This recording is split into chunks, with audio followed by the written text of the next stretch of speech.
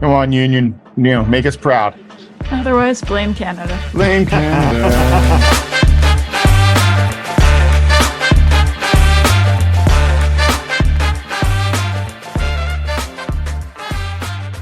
We, the hosts of this podcast, in order to record amorephillyunion, discuss recent Union games, examine the latest Union news, celebrate and lament the newest player rumors, and increase our Union fanaticism, do record, edit, and distribute this episode of amorephillyunion. We are your hosts. I'm Paul.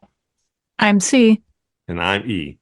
And I couldn't come up with anything more creative at this point in the day to start the podcast. I hope you don't mind me falling back on a tried and true one. So, jumping into our normal things. What's the latest on the housekeeping, E? What are our downloads at, and any new exciting international flavor? Well, in the Help Us Up to You challenge, our goal to hit 3,000 downloads, we are up 61 more downloads since last week. Respectable showing. So we're just we're just a little over 2,400. So 2,451 downloads. No new international downloads, but we still have a bunch of downloads internationally: Germany, England, Mexico, Philippines. So thanks everyone for tuning in. And as always, as soon as we hit that 3,000 download, we'll be making our donation to the Philadelphia Union Foundation. And in the meantime, if you want to just go ahead and show them some love, you can just go over to www.philadelphiaunionfoundation.org and click on that donate button and make a donation and tell them we sent you. All right. So getting into this week's activities, we are recording this on Tuesday before the Toronto game. So we only have the Charlotte 0-0 draw to talk about. Big exciting times. Yeah. The Union travel down to Charlotte to see if they can keep their road record. Going strong. They managed to hold on to a draw, not a win, but a draw. They're still undefeated on the road. They're the only undefeated road team so far left in MLS this season. Mm-hmm. And I want to say they're 2 or 3 games from setting a record for most away games without a loss. Yeah, undefeated streak. Interesting.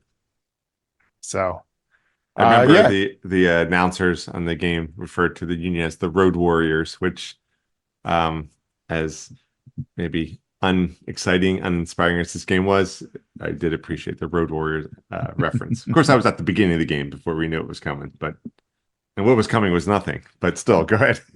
Yeah, well, it wasn't. We have talked about that. The Union have had trouble with their defense at times this season.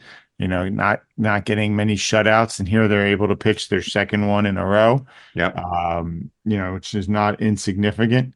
And but unfortunately, this game, their offense, wasn't able to find a way past Cincinnati. I remember listening to the opening of this game, and they were really framing it as Union's attack versus Charlotte's defense. And because Charlotte had given up so few goals, they haven't given up a goal at home in some ungodly amount of time, and they've been playing really solid defense, which, I mean, as far as being a Union fan, that's a great idea. If it's our attack versus their defense, then hopefully that means that we're not going to be under much threat from their attack. And it turned out to be the case for the most part. I mean, both teams were able to generate some attack, and but it was kind of a who's going to get lucky kind of a game. Yeah, I felt like it was the clash of defenses. Our defense did a good job. There was some nervous making attacks by Charlotte, but our defense held. Zemla did have to make a couple clutch saves. Yes, he did. So that was good to see that he made the saves. I remember about halfway through the game, I'm like, all right, well, you know what? The backline's holding. But when they did get through, Zelma did make the save. But I felt like it was also the same on the opposite end. Those few opportunities we had to get a goal or get a shot. It's just either their defense got there in time, or again, their keeper made a clutch save. Yeah, I mean there were some opportunities. Carranza had some opportunities to either combine or get some shots off. Um, Gajdag had a really great opportunity and put it right at the keeper. Right early in the game. In the first half, I don't remember Yeah. exactly where it was in the first half. So they were finding some gaps in the defense to get some half opportunities, not completely clear. It's not like they were totally blowing out Charlotte's defense and just screwing up. Yeah. And to be fair to that keeper, Charlotte's keeper played a good game. He had Yeah, some he did. saves. Yeah, he did. Not to take anything away from Semmel's, he had at least 3 really clutch saves that they needed him to make, and he came up big. There was that one where he actually moved out and challenged a player that was close to the end line and forced a shot, and made it therefore an easy save. And then there were a couple of others, including a late one, which I guess we can get to last. So Yeah, we can jump around. Yeah, it's kind of. Yeah. I mean, in this game, there really isn't. From a penalty standpoint, there was only 2 yellow cards given out in this game. One to McGlynn in the first half, and then Nathan Harriel, when he basically upended one of the Charlotte players. Yeah. Second half. It's one of those situations where I get frustrated when players are jumping and going into a defender, and then a defender gets the call. But I guess that's the way the rules are written. Mm-hmm. And there weren't even that many subs for the Union in this game, too. And they made 2 subs. Bedoya came on for Aura, and Donovan came on for Sullivan later in the second half. But let's start with the lineup. Semla's in. Blake got his contract extension, which is great. But he is still injured. We can talk more about him in a bit. Yeah. But it was the Sim 4 on the back line. It was Wagner, Elliott, Glesnes, and Harriel the defense, which really seems to be gelling. We talked about that a couple of episodes back, and I'm glad to see him rolling it out and them getting some opportunity to really remember how to play together. Mm-hmm. I can say that by my numbers, and don't at me if I'm wrong, we're undefeated against keepers wearing red. Yeah, you did mention that at the game. Mm-hmm. You're like, all right, well, the keepers He's in were red, in red. so that's a good sign. Yeah. But no, I mean, it was just, I think that going into this, it was expected to be, and expectations have proved wildly inaccurate this season, but in some cases, but it's expected to be some kind of draw. I hate 0-0 draws, although I'll take it over a loss. But so I kind of struggled with this, and the nuances were a bit lost on me. I mean, someone did have some really nice saves, and that's encouraging, especially with the news that contract extension. I know, like you mentioned, Blake will still be out for a while. So, but no, really not a lot to say about this. With the lineup, I was happy to see them starting with the triangle of death. I thought that was a foot forward in terms of, we're here to attack as best we can.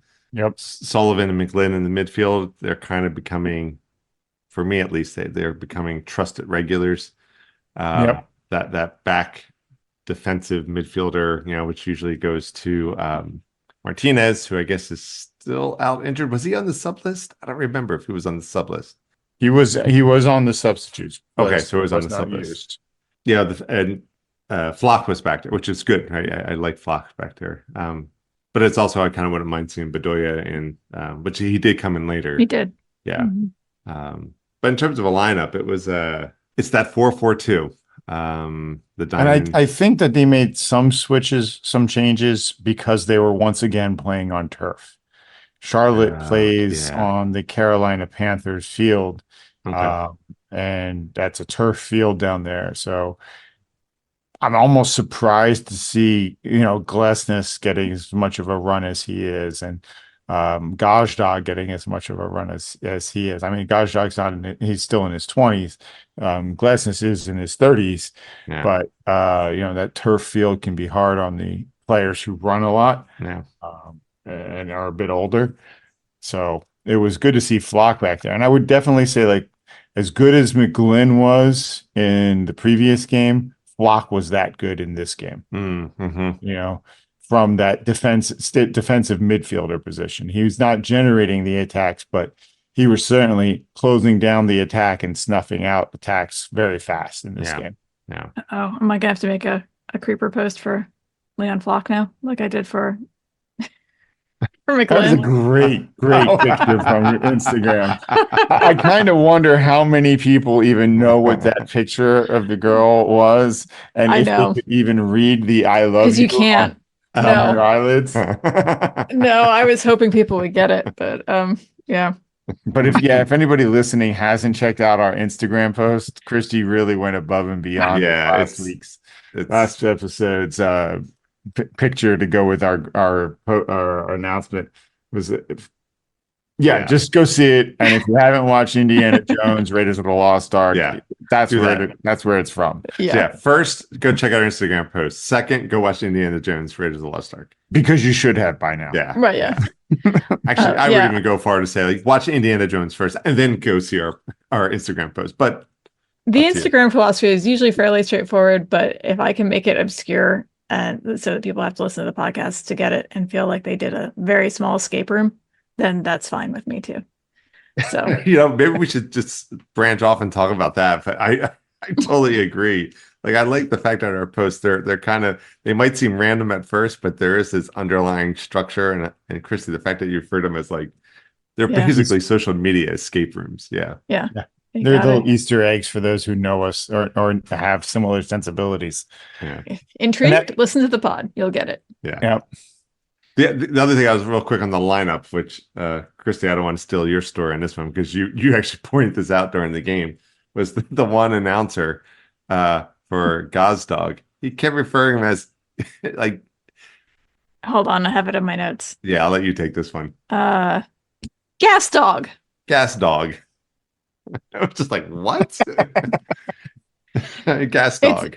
It reminds me of this is a throwback to 30 Rock, but the Cheesy Blaster is like surfing dog. Like, yeah, it's like I just see like this really weird cartoon dog holding like a gas nozzle. Exactly. Gas nozzle. we now know what the graphics going to be for this week's post. So. Yeah. Oh Lord, that might take me a bit. Gas dog. Gas dog. It's got plenty in the tank. Gas dog. Yeah. There's your logo and your slogan. Gas dog, you're welcome.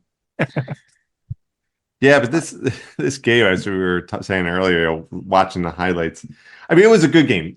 There were times there were some exciting attacks. I mean, the Union definitely had a couple. Yeah. Right in front of the Charlotte goal, and it just a half step too late kind of stuff. But in terms of the highlights, when an offside call of no consequence makes the highlight reel, this wasn't the most. It was a good game, but it definitely had room for improvement. Yeah. Well, I guess in a 0-0 draw, it's good to show that there were at least near misses. Yeah, and there definitely were. But and then also to see Semla making the saves that he needed to make. Yes, that too. There was some good combination play, like especially like towards the end of the game. Yep. Donovan had that one shot from inside the 18-yard box because Gazdag jumped on a bad pass. I'm sorry, who? It was Gazdag, right? I know it's Gas Dog. Gotcha. But he made it back heel, no look back heel to get the ball to Donovan. And Donovan, he put a shot where it needed to go. Just, there was a Charlotte player there to break it up. So there definitely was some good combination play. Sullivan and McGlynn continue to play well. Yep. But I definitely feel like this was Flock's game. Like Flock really kind of put his stamp on this game, which is fitting then that it was a 0-0 draw. neither team was able to find a goal at the end of the day. And we don't need to flog this game any further if you don't want to.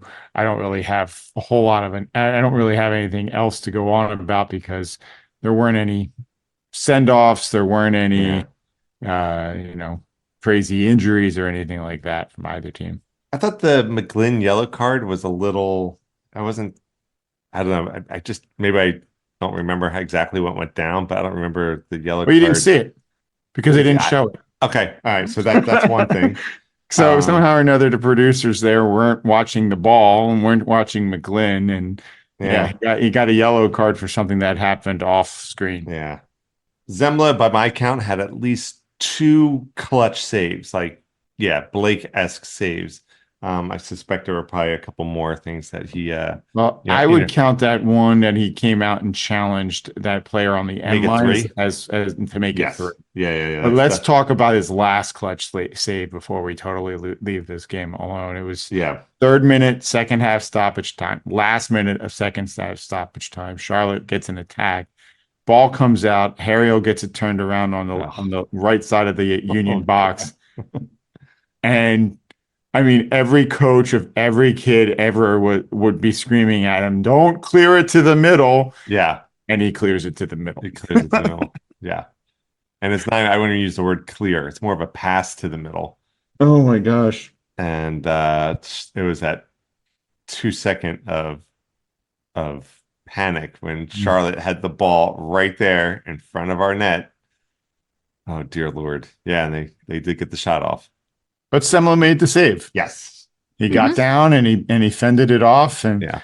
That was the end of the game. I mean, it was after that, the referee blew the whistle and it was over. Yeah. And everybody went home feeling a little unsatisfied.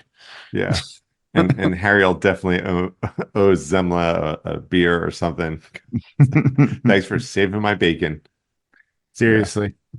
Yeah, that was, I was having flashbacks to those at the death, losing a game for no good reason. And Zemla did a good job saving that shot.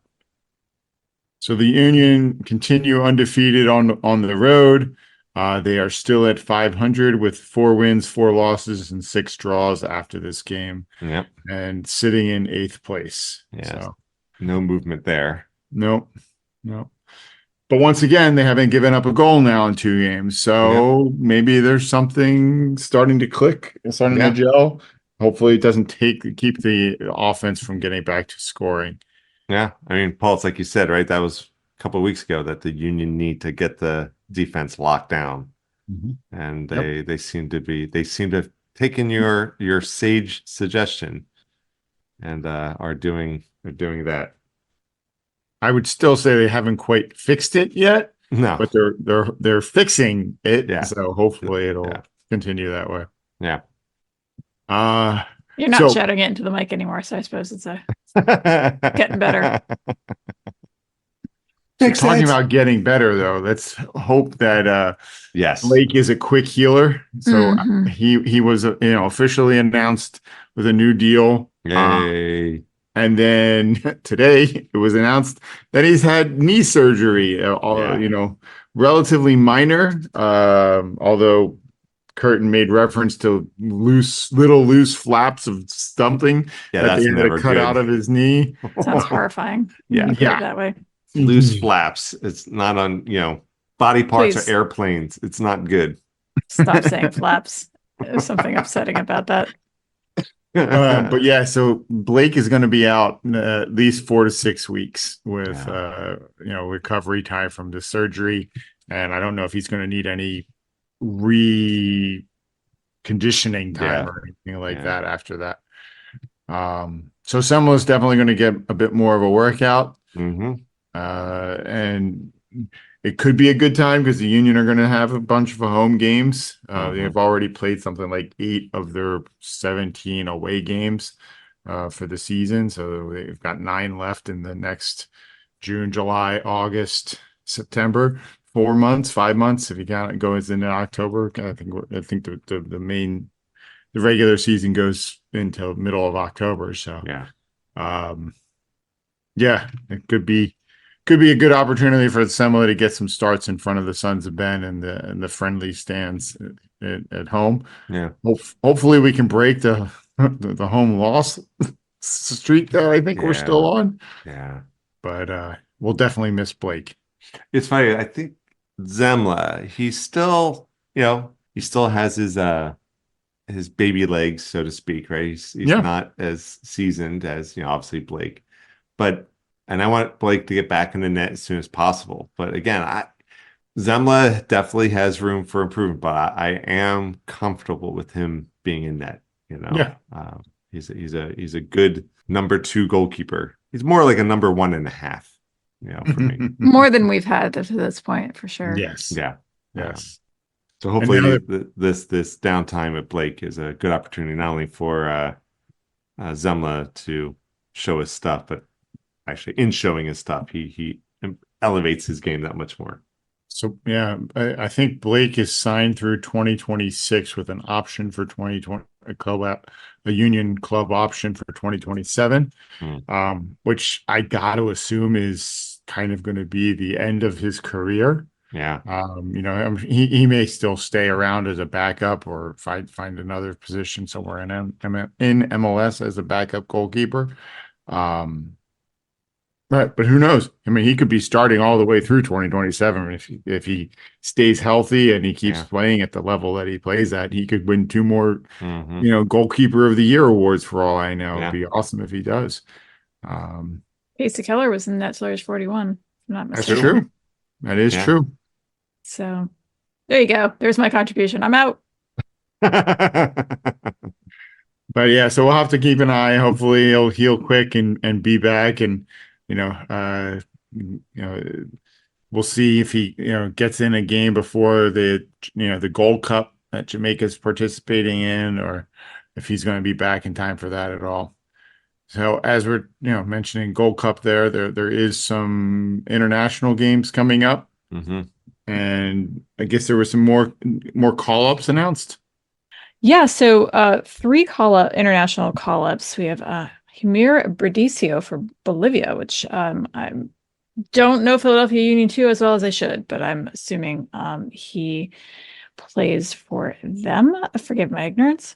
Ty Baribo has been once again called up for Israel, and Jose Martinez Albuja himself for Venezuela before Copa America starts.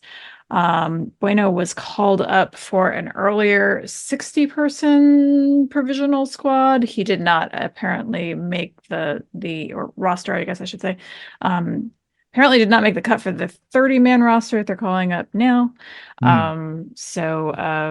I guess who knows if Jose will make the final roster, but that's where we are with call-ups. And those are the ones that are in addition to the ones that we've already known about, like right. Gazdag was the only one that was announced officially that I've heard.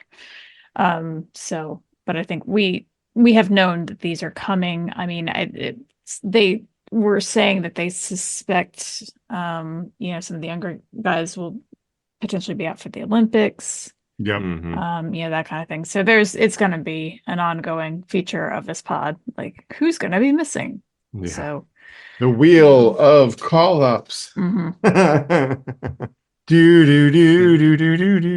Yeah. It did look like Marcus Anderson and David Vasquez, 2 guys who Marcus actually was on the field or as a sub for the full team at the beginning of the year. He scored twice, and David Vasquez, who's been much touted in Union media sphere, also scored twice as they beat, I believe it was New York Red Bulls too, which is always great when the Union beat a New York side. And then the last bit of news that we kind of just learned about is apparently the Union ownership group, the ownership group that owns the Union, have gone ahead and bought a minority ownership stake in a team in the Danish Superliga. I'm going to attempt to pronounce it, and I apologize to all of the fans of this club for my lack of knowing how to pronounce this correctly. I apologize. But yes, they bought a minor ownership stake in Lyngby Bold Club. Sounds good. Which knowing that Michael Ura came from the Danish Superliga, perhaps this is an effort by the group to establish a pathway to, either bring in young talent from Europe to the Union's academy, or establish a flow from the academy into clubs in Denmark and Scandinavia and elsewhere in Europe, which would be great. There could be a lot of positives for this. But I understand not everybody out there is thinking this makes any sense or is in any way a good thing, right? All right, Eric? Yeah, I mean, I'm sure, ask anybody and ask 10 people, you get 10 different opinions.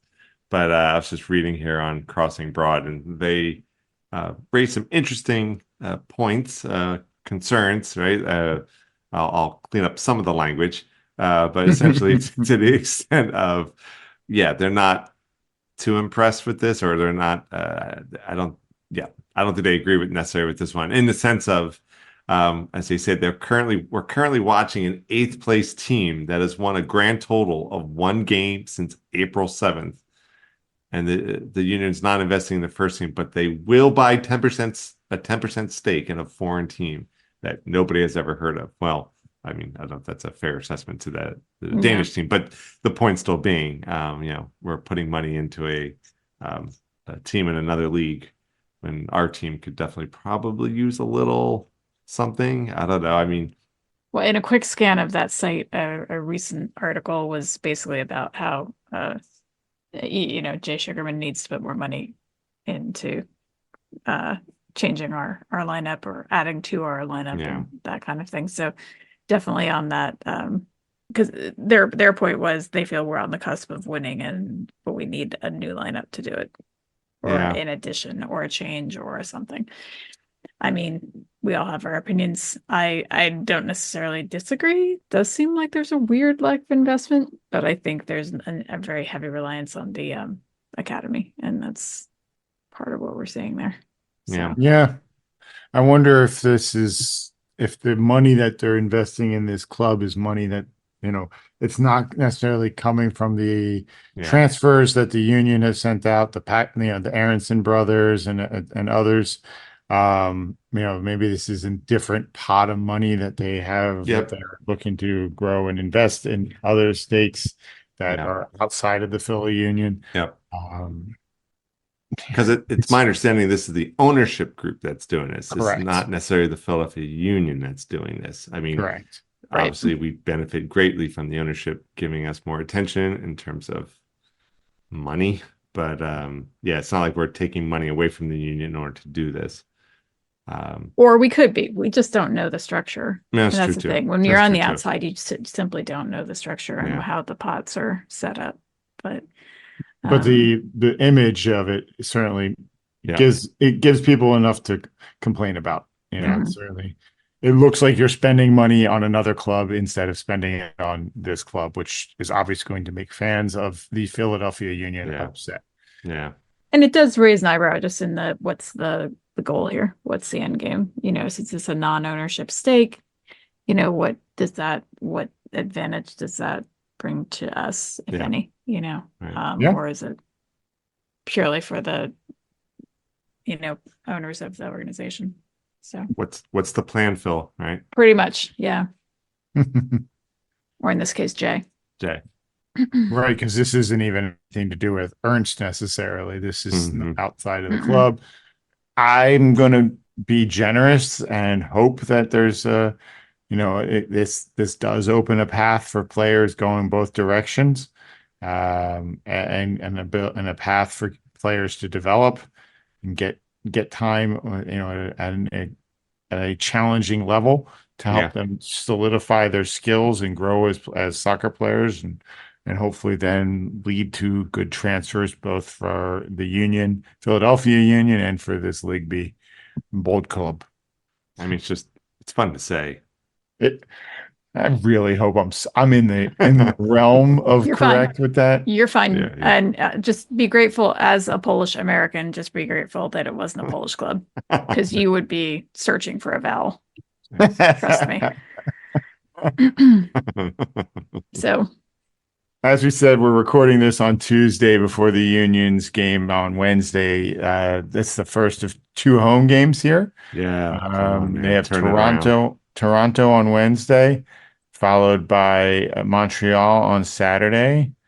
And I'm just checking to see if we have another midweek game after that.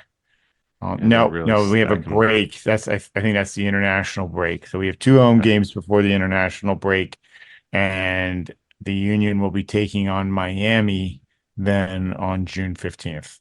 Oh wow, Yeah. that's a nice little break.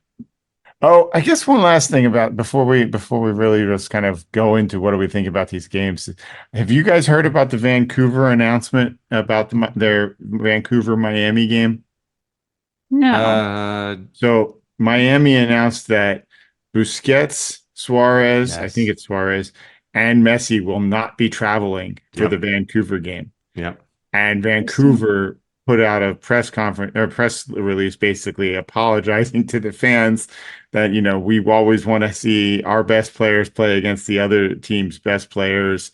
And, we're going to do our best to make this an entertaining opportunity. But I have a feeling that they're not playing it at the normal Vancouver Whitecaps Oh, very possible. stadium, and they Oh probably man. sold 45,000 tickets for people that Hmm. wanted to go see Messi play, and now he's not Hmm. going to be there.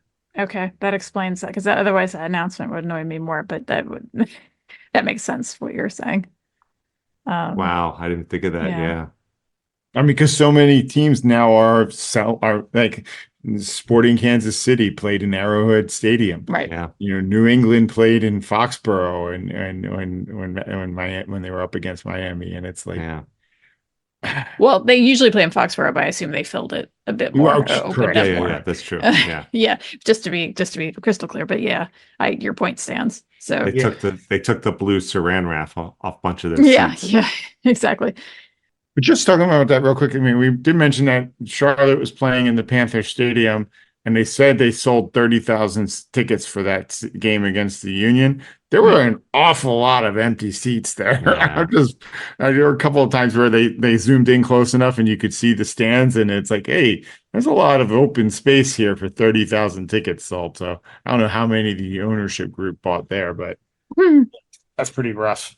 It's always hard to know what to think of on a holiday weekend too, because Hmm. it could mean that people have more time or that they're traveling Yeah. and aren't around to go to a game. So Yeah.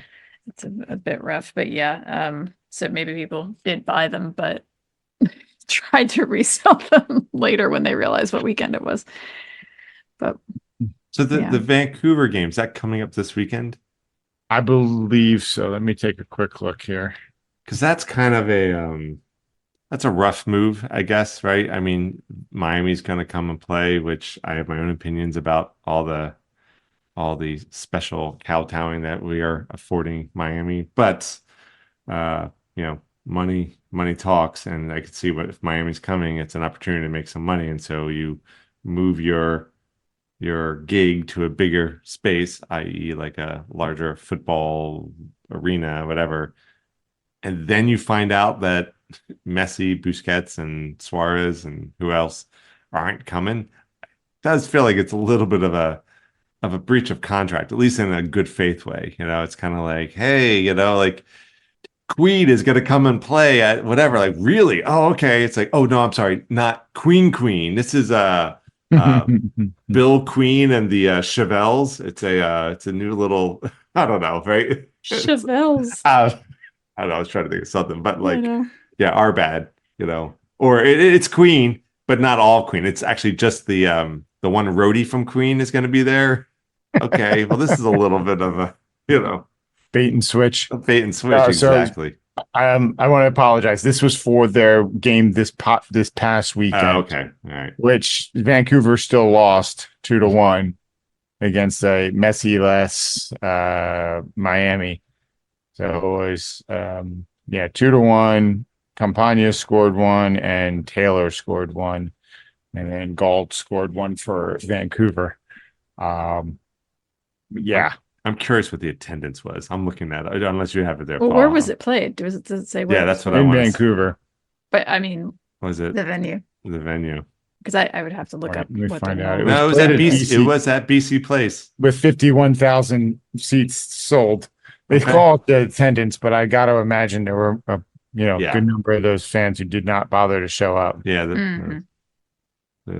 those ghost soccer fans. They're there. You just can't see them, but they're there. Yeah, right. Go soccer fans. I don't know. Yeah, he's on first. Who did this? Not me. Yes. That's a real deep cut. Oh Lord. Anyway, So before the international break, it looks like the Union have two more games, and they're both at home. So hopefully they'll get back on the front foot. yeah, Send the guys off for their international games right. Yeah. The Union, like as we mentioned earlier, are sitting currently in 8th. They're going up against Toronto, who has been playing pretty well. I mean, they did score 3 goals this weekend. Unfortunately, they went up against Cincinnati, who scored 4. yeah, So Toronto's coming off of a loss at home. And then Montreal is currently in 13th place. So, on paper, you figure that the Union have a chance at both of these games. Maybe a tie against Toronto, but a probable win against Montreal. yeah.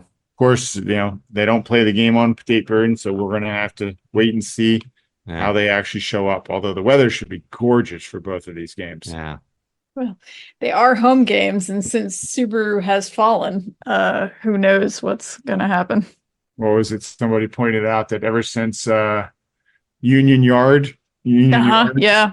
has Union opened Yard. up, the Union had not won a game at home.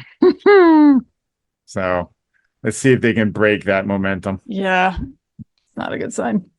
Hopefully, this Canadian series, because they realize we're playing 2 Canadian teams, kind of reinvigorates I hope it just kickstarts us winning at home, or at least not losing at home. We gotta reverse this trend. Yeah. So hopefully these 2 games are an opportunity for us to reestablish our dominance at home. The end. Hopefully. Come on, Union. Yeah. Do it, make us proud. Otherwise, blame Canada. Blame Canada. Blame Canada. Wow. next week. Well delivered. Well delivered. Want to throw in an Anne Mary joke too? Well, But what would Brian Boitano do? Yeah, what would Brian Boitano do? Wow. So now our viewers have 2 assignments to watch Indiana Jones and I'm starting to feel like I should put together some kind of footnotes or bibliography for this. Yeah, right. Well, we need to references. find like a movie version of Spotify and start our own movie threads. Yeah. It'll be the replacements. It'll be Indiana Jones and Raiders of the Lost Ark. It'll be South Park, bigger, longer, uncut. Yeah. The Princess Bride will probably get in there. That's true too. Yeah, yeah. And we can call it Spotify.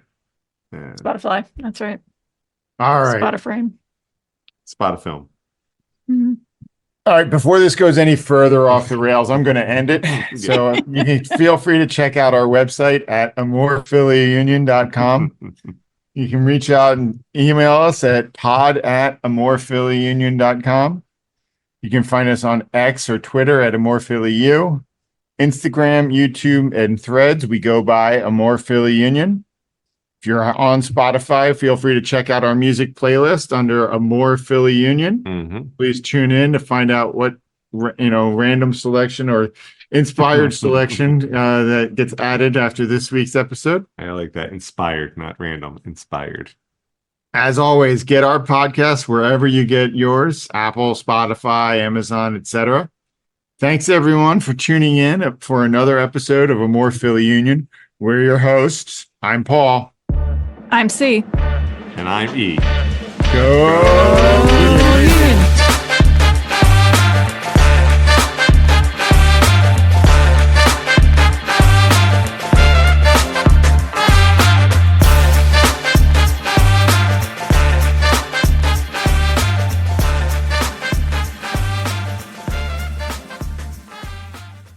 Oh my gosh, that dog picture is awesome. So yeah, what is this? Oh my god, this picture. Yes, dog. Oh man. This is absolutely brilliant. I Googled, hold on, what did I Google? Dog at a gas pump. And the internet delivered.